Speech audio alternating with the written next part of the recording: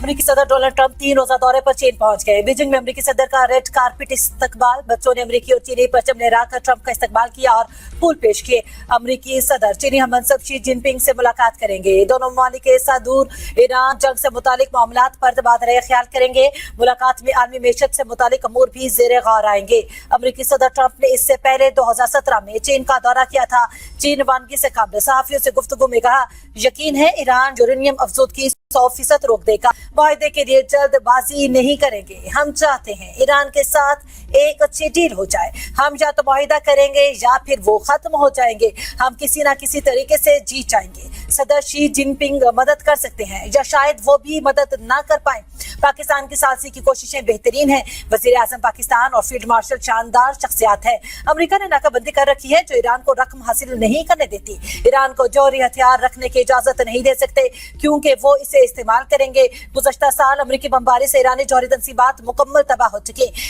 ईरानी हुकाम ने nuclear dust America के हवाले करने का वादा किया था, लेकिन बाद में अपने बयान से मुकर गए। ईरान जंग खत्म होते ही सुनहरी दौर शुरू होगा। बहुत जल्द एक बड़ा ऐलान करने वाला हूँ।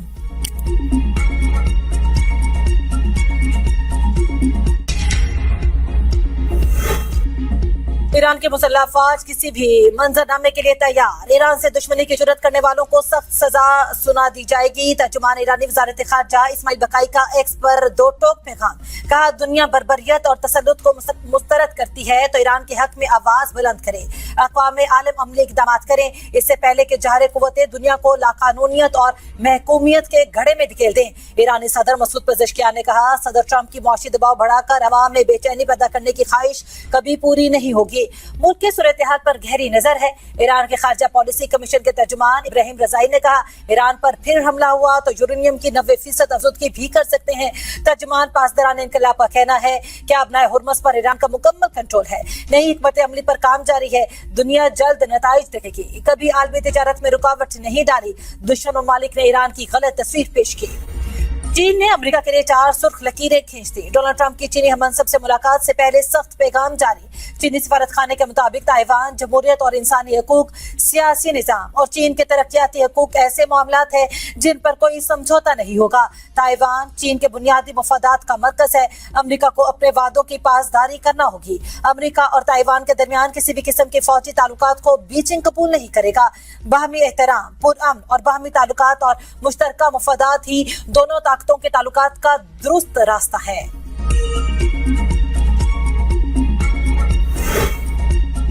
पाकिस्तान, ईरान और अमेरिका के दरमियान सालसी की कोशिशें मजीद तेज करे। चीनी वजीर खारजा की पाकिस्तान के वजीर खारजा इसहाक डार से टेलीफोनिक गुफ्तगू। चीनी वजीर खारजा ने कहा कि पाकिस्तान अपना हुर्मुज़ खोलने से मुतालिक मसाइल के हल में किरदार अदा करे। उम्मीद है कि पाकिस्तान एतमाद के साथ अपनी कोशिशें जारी रखेगा। ब्लू पासपोर्ट का गलत इस्तेमाल, सियासतदानों ने मुल्क के नाम बदनाम कर दिया। MNA इकबाल आफरीदी के बेटे ने इटली जाकर पनाह ले ली। मामला कायमा कमेटी दाखिला में पहुंचने पर सियासतदानों की एक दूसरे से तल्ख कलामी। वजीर मुमलिकत तलाल चौधरी ने खरी खरी सुना दी। कमेटी ने ब्लू पासपोर्ट की तफसील मांग ली। वजीर मुमलिकत दाखिला ने बताया, इकबाल आफरीदी का 28 साल बेटा बगैर वीजा पर इटली चला गया। उसने असाइलम लेकर ब्लू पासपोर्ट सरेंडर कर दिया। वहां से जो पैगाम आया वो हमारे लिए इंतहाई शर्मिंदगी का बाइस बना। सेनेटर पलवशा खान ने इस्तफसार किया, इस मामले पर इकबाल आफरीदी के बेटे को क्या सजा दी गई। सेनेटर तहान ने कहा, गुज़श्ता 10 साल का रिकॉर्ड मंगवाया जाए कि किस किस को ब्लू पासपोर्ट जारी हुआ। ये मुल्क अब रहने के काबिल नहीं रहा। मेंबर कौमी असेंबली इकबाल आफरीदी बेटे की इटली में पनाह के सवाल पर सीखा। कहा, आए रोज जब दहशतगर्दी होगी तो ये बच्चे कहाँ जाएंगे। मेरे बेटे ने अगर असाइलम लिया है तो पहले भी कितने बच्चों ने लिया है। इस मुल्क से मल्टीनेशनल कंपनियां चली गई। ये मुल्क अब महफूज नहीं रहा। इकबाल आफरीदी ने कोरम की निशानदेही क्यों की। कौमी असेंबली इजलास खत्म होने के बाद PTI अरकान आपस में लड़ पड़े। इकबाल आफरीदी और जुनैद अकबर के दरमियान तल्ख कलामी हाथापाई होते होते रह गई। PTI के एक और रुकन और इकबाल आफरीदी के दरमियान हाथापाई। जुनैद अकबर को अरकान एक तरफ पकड़ कर ले गए। इकबाल आफरीदी को दूसरे अरकान ने पकड़ लिया। इकबाल आफरीदी की जानिब से कोरम की निशानदेही करने पर डिप्टी स्पीकर ने इजलास मुलतवी कर दिया था। منشیات فروش ملزمہ انمول عرف پنکی کے خلاف منشیات اور غیر قانونی اسلحے کے مقدمات میں 3 روز کا جسمانی ریمانڈ منظور۔ عدالت نے انمول عرف پنکی کو جیل بھیجنے کے فیصلے کے خلاف نظر ثانی درخواست منظور کر لی۔ حکم نامے میں کہا گیا 12 مئی کو جوڈیشل میجسٹریٹ جنوبی کی عدالت نے ملزمہ انمول عرف پنکی کو جیل بھیجا تھا۔ تفتیشی افسر انسپکٹر ساجدہ نے جوڈیشل میجسٹریٹ کے فیصلے کو چیلنج کیا۔ تفتیشی افسر کی جانب سے ملزمہ کا جسمانی ریمانڈ مانگا گیا۔ تفتیشی افسر نے بتایا کہ ملزمہ انمول عرف پنکی منشیات فروش گینگ کی سربراہ ہے۔ ملزمہ منظم طریقے سے منشیات سپلائی کرتی آئی ہے۔ ملزمہ سے تفتیش درکار ہے تاکہ اس کے گینگ سے متعلق معلومات لی جا سکیں۔ ڈرگ کوئین انمول عرف پنکی کا کیس اقتدار کے ایوانوں میں پہنچ گیا۔ داخلہ کمیٹی نے DGANF کو بلا لیا۔ بتایا جائے انمول کس کو منشیات سپلائی کرتی رہی۔ جج، پارلیمنٹرینز یا اعلیٰ افسران میں سے کوئی بھی ملوث پایا گیا تو بچ نہیں سکے گا۔ چیئرمین کمیٹی فیصل سلیم برہم کہا میرے پاس اختیار نہیں، ورنہ میں کہتا جس جج نے انمول کو ضمانت دی اس کا چیک اپ کرواؤ۔ یقینی بناؤں گا کہ جس کو انمول نے منشیات سپلائی کی ان کو بحالی سینٹرز میں ڈلواؤں۔ کراچی سے اسلام آباد تک پنکی کو پکار۔ SSP ساؤتھ مہروز علی سے انکوائری واپس۔ DIG ویسٹ عرفان علی بلوچ نے نئے انکوائری آفیسر مقرر، 3 دن میں رپورٹ طلب۔ پنکی کو گرفتار کیسے کیا گیا؟ ویڈیو منظر عام پر آ گئی۔ پولیس دروازہ کھلتے ہی اندر داخل ہو گئی، گھر کی تلاشی بھی لی۔ SP انویسٹیگیشن ساؤتھ فتح شیخ کا کہنا ہے انمول عرف پنکی گارڈن اور درخشاں تہنوں کے مقدمات میں مطلوب ہے۔ مختلف دفعات کے تحت مقدمات درج ہیں۔ انمول پنکی نے اپنی گرفتاری سے قبل ہی جانشین مقرر کر لیا تھا۔ آڈیو میسج کے ذریعے تمام کلائنٹس کو آگاہ کر دیا گیا تھا۔ کہا اگر میرے ساتھ کچھ ہو جاتا ہے تو میرے اسی نمبر سے کام چلتا رہے گا۔ اگر آپ میری آڈیو سن رہے ہیں تو سمجھ لیں میرے ساتھ کچھ ہو گیا ہے۔ میرے نمبر سے آپ کے ساتھ ایک جینٹس رابطے میں ہوں گے۔ میرے بعد کام سنبھالنے والا سمجھے میرا دوست ہوگا، وہ آپ کو تمام معاملات بتا دے گا۔ چھوٹے اور درمیانے درجے کی صنعت ملک کی ترقی اور برآمدات میں اضافے کی بھرپور استعداد رکھتی ہے۔ کمرشل بینکس چھوٹی صنعتوں کو آسان قرض کی فراہمی کے لیے اقدامات کریں۔ وزیر اعظم کا اجلاس سے خطاب۔ کہا سمیٹا اور وزارت صنعت کی جانب سے تیار کردہ روڈ میپ اطمینان بخش ہے۔ معینہ مدت میں قابل حصول اہداف کے ساتھ اطلاع کا لاحق عمل پیش کیا جائے۔ زراعت میں پروسیسنگ کے شعبوں کو چھوٹے اور درمیانے درجے کی صنعتوں کا درجہ دیا جائے۔ چھوٹی صنعتوں میں خواتین کی شمولیت کے لیے اٹھائے گئے اقدامات خوشائن ہیں۔ خواتین کی آسان قرضوں تک رسائی اور مصنوعات کی برآمدات میں معاون کے لیے اقدامات کو مزید مؤثر کیا جائے۔ اسٹیٹ بینک کو IMF سے 1 ارب 30 کروڑ ڈالر موصول توسیع فنڈ سہولت کے تحت اقتصادی اصلاحات کا جائزہ مکمل ہونے کے بعد IMF بورڈ کی جانب سے پاکستان کو فنڈز کی فوری فراہمی کا حکم دیا گیا۔ IMF بورڈ نے 8 مئی کو اجلاس میں تیسرے جائزے کی منظوری دی تھی۔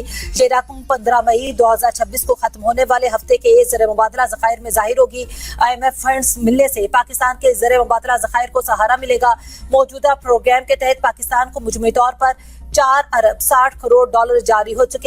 پاکستان نے ستمبر 2024 میں 37واں کے لیے EFF پروگرام لیا تھا۔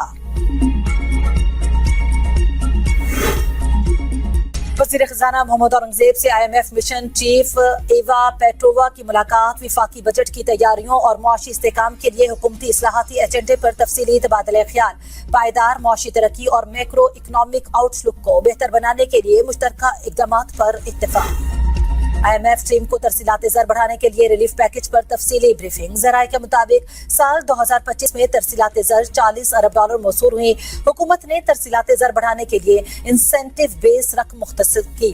$100 کی ترسیلات زر بھیجنے پر 35 ریال کی ٹرانزیکشن فیس 35 ریال سے کم کر کے 25 ریال کی گئی، جس کے بعد $100 کو بڑھا کر $200 کی ترسیلات زر بھیجنے پر 25 ریال فیس اسٹیٹ بینک نے ادا کی۔ سال 2025 میں انسینٹیو بیس ترسیلات زر کے لیے 200 ارب روپے کی رقم خرچ کی گئی۔ سال 2025 میں 32 ارب ڈالر سے بڑھ کر 40 ارب ڈالر موصول ہوئے۔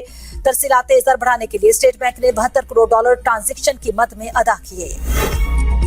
IMF مشن کے نئے مالی سال کے لیے بجٹ کے لیے مذاکرات۔ نئے مالی سال کے لیے ٹیکس ریونیو کا ہدف 15,000 ارب روپے رکھنے کی تجویز۔ مذاکرات میں ٹیکس محاصل، مالی اصلاحات، انرجی سیکٹر ریفارمز اور نجکاری میں پیش رفت کا جائزہ۔ 1 ہفتہ جاری رہنے والے مذاکرات میں وزارت خزانہ، FBR، اسٹیٹ بینک کے ساتھ ملاقاتیں شیڈول ہیں۔ وزارت توانائی سمیت دیگر اداروں اور محکموں سے اصلاحات پر مشاورت ہوگی۔